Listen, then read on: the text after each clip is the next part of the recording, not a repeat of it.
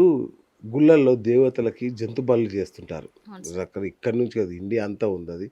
కామాఖ్య దగ్గర నుంచి ప్రతి చోట అవును ఉన్నదే సార్. మన గ్రామ దేవతల వరకు. అంటే దేవతలు ఇట్లా మూగలేని జీవాల్ని నాకు బలివ్వండి అని అడుగుతారా? అసలు అది మనలోని ఏమన్నా అదా? మనిషిలోని క్రూరత్వమా? స ఏంటి సమస్య? సార్ ఇది ఎలా అంటే, ఈ జంతు బలులు ఎలా వచ్చాయంటే, పూర్వము పంటలు పండించేవాళ్ళు. వరి పండించేవాళ్ళు, మేకల్ని పండించేవాళ్ళు. ఆవు అవును. అంటే అట్లా పెంచేవాళ్ళు. ఆవులను గాని, మేకలను గాని. అవును. అక్కడ ఏం చేసేవాళ్ళంటే వరి పండించేవాళ్ళు.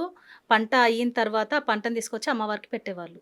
అలాగే ఇప్పుడు మేకలు ఉన్నాడు గదా! ఆ మేకలను ఆహ్, సాకుతాడు గదా! అవును. అవి ఏం చేస్తాడంటే తీసుకొచ్చి ఆయన దగ్గర ఏం లేదు గదా! మేక ఆ! ఉంది గాబట్టి అవును. మేకని బలిస్తాడు. తీసుకొచ్చి అచ్చా! అమ్మవారికిస్తాడు. ఆ! అలాగే జంతువులు ఆ రకంగొచ్చినాయి సార్. అంటే ఓకే. మనం ఇప్పుడేం చేస్తున్నామంటే అప్పుడు బలిదానం చేశారు గదా! అని చెప్పి అది ఇప్పుడు ఇస్తున్నారు గానీ, అప్పుడు ఆ పంట అంటే ఎవరు ఏది పండిస్తే అది అమ్మవారికిచ్చేవాళ్ళు. ఓకే. అక్కడేమైపోయిందంటే బలి ఇచ్చినందుకే మాకు మంచి జరిగింది. అని అది అనుకుంటారు. అక్కడి నుంచి స్టార్ట్ అయింది సార్. హ్మ్. ఏందంటే వరి వచ్చిన వాళ్ళు వరి ఇచ్చారు. మేకల్ని మేకలున్న వాళ్ళు మేక మేకలిచ్చారు. ఇచ్చినప్పుడు మంచి జరిగిందన్నప్పుడు జనాలందరూ ఏమనుకుంటున్నారంటే అమ్మవారికి జంతువులను బలిస్తే మంచి జరుగుతుంది ఆ! అనే ఉద్దేశ్యంతో బలిదానం స్టార్ట్ అయింది. అబ్బా! చాలా టెంపుల్‌లో బలిదానంలో ఒకప్పుడు చేసేవాళ్ళు. శ్రీశైలంలో గాని, అవును. తిరుపతిలో గూడా ఇచ్చేవాళ్ళు. ఇప్పుడేందంటే ఆపేశారనమాట. కొంతమంది గురువులు ఏం హ్మ్. చేశారంటే ఇది కరెక్ట్ గాదు. ఆపేయాలని ఆపేశారు. ఓకే. ఒకప్పుడు ఉండేది సార్. ఎలా అంటే మన పాతకాలంలో నా చిన్నతనంలోనే నేను చూసాను. అంటే క్షుద్ర పూజలు గాని, బలిదానాలు అంటే శ్మశాన వాటికలో బ బలి ఇవ్వడము. ధనం కోసము అమ్మవారు అడుగుతుందని జెప్పేసి మనుషులని, జంతువులని బలిచ్చేవాళ్ళు. ఇవి నాకన్నీ తెలుసు. నేను చిన్నగున్నప్పుడు అన్నీ నేను విన్నాను. హ్మ్. హ్మ్. హ్మ్. విన్న తర్వాత నాకు భయం పుట్టుకొచ్చింది. నాతో ఆడుకున్న ఒక అమ్మాయి ఉండేది. ఆ అమ్మాయిని తీసుకెళ్ళి నాతో కలిసుంది. నెక్స్ట్ డేనే ఆ అమ్మాయిని ఏదో చేశారు సార్. అది నేను చూసా. అవునా? నాకర్థమైంది. అప్పుడు అంటే ఇప్పుడు తగ్గినయి. ఇప్పుడు తగ్గినయి. ఒకప్పుడు మాత్రము మనుషులనిచ్చేవాళ్ళు. అవును. నరబలులు చేశారు గదా! అవును. ఇచ్చేవాళ్ళు. మనుషులనిచ్చేవాళ్ళు. ఏ దేవత అడగదు సార్. ఏ దేవత జంతు బలి అడగదు. అంటే అప్పటినుంచి జంతువులను బలిచ్చారు గదా! ఆ సాంప్రదాయంగా ఇస్తున్నారు అంతే గాని, జంతువులు గూడా అమ్మవారికి బిడ్డలే. ఆ బిడ్డలే. ఆమె ఏమి అడగదు. నాకు ఇది ఇవ్వండి అని అడగదు. ఏంటంటే ఇప్పుడున్న సిట్యుయేషన్ ఏందంటే జంతు బలి ఇచ్చారనుకోండి, వీళ్ళు విందు చేసుకుంటారు. అవును. ఆ అమ్మవారికి యెస్. బలిచ్చినట్టుంటది. వీళ్ళు హ్యాపీగా అవును. ఎంజాయ్ చేస్తారు. భోజనం చేస్తారు. అలా వచ్చింది. ఇంకోటేంటంటే ఒకప్పుడు పెద్ద పెద్ద బిల్డింగ్‌లు కడితే మనుషుల్ని గూడా బలిచ్చేవాళ్ళు. దానికి అవును. దిష్టి తలగొద్దు అవును. అని జెప్పేసి మనం చిన్నప్పుడు ఇచ్చేవాళ్ళు. విన్నాం సినిమా థియేటర్‌లో ఇట్లా ఏం సినిమా కట్టినా గూడా థియేటర్లు నరబలిచ్చేవాళ్ళు. అవును. నరబలి ఇచ్చేవాళ్ళు. అవి కొంచెం తగ్గినాయి సార్. ఇప్పుడు లేవు అవును. గానీ, జంతువులను బలైతే ఇస్తున్నారు. దిష్టి హ్మ్. తలగొద్దు అనేసి అవును. ఇస్తున్నారు. అదేంటంటే, ఇప్పుడు అన్నిటికంటే దారుణంగా బాధపడుతుంది ఏందంటే కోడి సార్. హ్మ్. కోడి. ఆ కోడి ఏంటంటే, ఇప్పుడు మేక గాని, ఆవు గాని పుట్టిన బిడ్డని కాసేపట్లో దగ్గర తీసుకుంటది. కన్న అవును. తర్వాత అవును. తీసుకుంటది. ఈ కోడి ఏమైపోతుందంటే, ఫార్మ్‌లో పెడుతున్నారు గదా! దానికి టైమింగ్స్ ఉంటాయి. ఫుడ్ టైమింగ్స్ ఉంటాయి. అవును. మామూలుగా మనము పెంచుకునే కోళ్ళకి ఒక టైంలో ఫుడ్ పెడతాం. అవును. అందులో ఏందంటే, అది లావుగా అవ్వాలి, గుడ్లెక్కువ పెట్టాలి అని జెప్పేసి దానికి కెమికల్ ఫుడ్ పెట్టడము. అది లైటింగ్ ఎక్కువుంటే ఫుడ్ ఎక్కువ తీసుకుంటది. అయితే అది మార్నింగ్ టైమ్ అంతా ఫుడ్ తింటది గదా! అయితే ఆ వెలుతురుకి వీళ్ళేం జేస్తారంటే లైట్లు ఎప్పటికేసి ఉంచుతారు. అంటే దానికి తెలీదు. అబ్బా! అది ఆ! వెలుతురే ఉంది తెల్లారి మార్నింగే అని జెప్పేసి అది ఫుడ్ కంటిన్యూ‌గా తిని చాలా లావయిపోతది. లావయిపోయిన తర్వాత దానికేంటంటే 3 రోజులకోసారి ఇంజెక్షన్స్ ఇవ్వడం.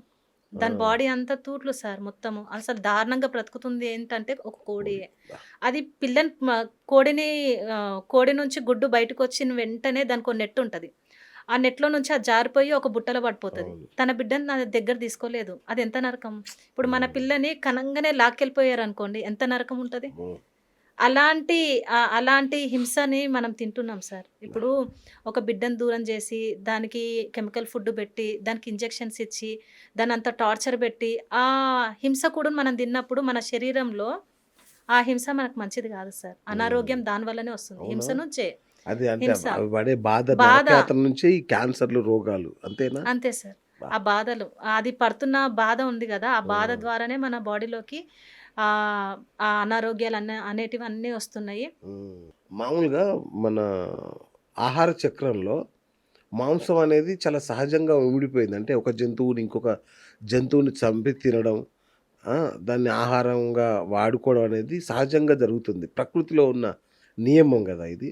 అంటే ఇంకోటి మనకేం చెప్తారంటే, మాంసం తినకపోతే బలం రాదు కంపల్సరీ. డాక్టర్లు కూడా సజెస్ట్ చేస్తారు. అవును. యానిమల్ ప్రోటీన్ ఉండాలి హ్మ్. కంపల్సరీ అని కూడా చెప్తుంటారు. మరి అంటే చంపి తింటే గాని మనం ఆరోగ్యంగా ఉండలేమా? సార్ నేను ఇంకోటి గూడా చెప్తాను. రామ్మూర్తి నాయుడు కోడి అనేసి, రామ్మూర్తి నాయుడు. కోడి ఆ! రామ్మూర్తి నాయుడు అనేసి ఆయన వెజిటేరియన్ ఆయన. Vegetarian sir. అవును. ఆయనని ఇండియన్ బాహుబలి అంటున్నారు. అవును. ఆయన చెస్ట్ మీద 20 ఇయర్స్‌లో చెస్ట్ మీద ఒక ఏనుగుని 5 నిమిషాలు నిలబెట్టుకున్నాడు. అబ్బబ్బా! 5 నిమిషాలు. ఒక రైలు ఇంజిన్‌ని చేయితో ఆపేశాడు. అవును. ఆయన వెజిటేరియన్ సార్. అంత బలం ఆయనకెక్కడి నుంచొచ్చింది? ఓకే. ఇప్పుడు అంటున్నారు ప్రోటీన్, విటమిన్ కోసము తినాలి, తినాలి అంటున్నారు. మరి ఆయన ఏం తినలేదు గదా! ఆయనకంత బలం ఎక్కడి నుంచొచ్చింది? హ్మ్. ఎక్కడి నుంచొచ్చింది సార్? ఇప్పుడు బ్రాహ్మణ్స్ ఉన్నారు. వాళ్ళేం తినరు? వాళ్ళు హ్మ్. బ్రతకట్లేదా? హ్మ్. సో, కాబట్టి అవసరం లేదు. అవసరం లేదు. అంటే ఈ ఆకుకూరలు, పండ్లు వీటిలో గూడా చాలా ఉంది సార్. హ్మ్. దీంట్లో ప్రోటీన్స్, విటమిన్స్ అన్నీ ఉన్నాయి దీంట్లో గూడా. హ్మ్. అంతెందుకు నన్నడుగుతారు. ఒకప్పుడు నువ్వు తిన్నావు గదా! ఇప్పుడు తినొద్దని చెప్తున్నావు అంటే, అప్పుడు హ్మ్. నాకు జ్ఞానం తెలీదు. నాకేం జ్ఞానం లేదు తెలీదు. గదా! అది. లేదు నేను తిన్నాను. కానీ ఎప్పుడైతే నేను తెలుసుకున్నా ఇది హింసకూడు, ఇది తినగూడదు, అది తింటే అది పాపము, అది హింస చేయగూడదు అని చెప్పేసి నేను దాన్ని ఆపేసాను. ఇప్పుడు కొంతమంది ఆహ్, మనుషుల దగ్గర డబ్బులు గుంజుకొని తింటారు. అంటే అవును. వాళ్ళు డబ్బులు గుంజుకున్నా గూడా వాళ్ళ కడుపు అన్నం కోసమే గదా సార్! వాళ్ళు చేసేది ఏదైనా గూడా. ఏ బిజినెస్ జేసినా, ఏ తప్పులు జేసినా మనం ఫుడ్డు తినడానికే గదా! అది గూడా వాళ్ళకి అది హింస నుంచొచ్చింది గాబట్టి అది మంచిది గాదు సార్ వాళ్ళకి గూడా. హ్మ్. ఒకరిని బాధ పెట్టి హింస పెట్టింది గూడా అది కు హింస కిందకే వస్తది. ఓకే. అదే మనిషికి ఎన్ని రకాల చావులుంటాయి. అంటే ఒకటి దేహం చాలించడం అనేది ఒకటైతే, హ్మ్. ఆత్మ మళ్ళీ పుడుతుంది లేదంటే అన్నప్పుడు మరి చచ్చిపోవాలి గదా ఆత్మ. హ్మ్. ఆత్మకు మరణం లేదా? అది గూడా ఒక చావా? అసలు ఎన్ని రకాల చావులుంటాయి? దీంట్లో ఎలా ఉంటుందంటే సార్, ఫస్ట్ ఒక మనిషి చనిపోయినంక ఆ శరీరంలో నుంచి ఆత్మ వచ్చేస్తది. అది కొంచెం తేలిగ్గా ఉంటదనమాట. ఓకే. అదేంటంటే పైన లోకాలకు, ఆత్మలోకాలకెళ్ళిపోతది. ఆ ఆత్మ అటాచ్‌మెంట్ తోటి ఉన్నదనుకోండి, ఆ అటాచ్‌మెంట్‌ని అది వదిలేసుకుందంటే రెండో మరణమొస్తది. హుహు. మనిషికి 2 మరణాలుంటాయి. ఓకే. ఒక భూలోకంలో శరీరంలో నుంచి ఆత్మ బయటికొచ్చిందంటే ఒక మరణం. అవును.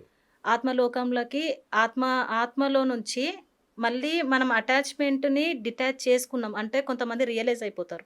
ఎలా అంటే భూలోకం అంతా ఒక ప్లే గ్రౌండ్. అంటే హ్మ్.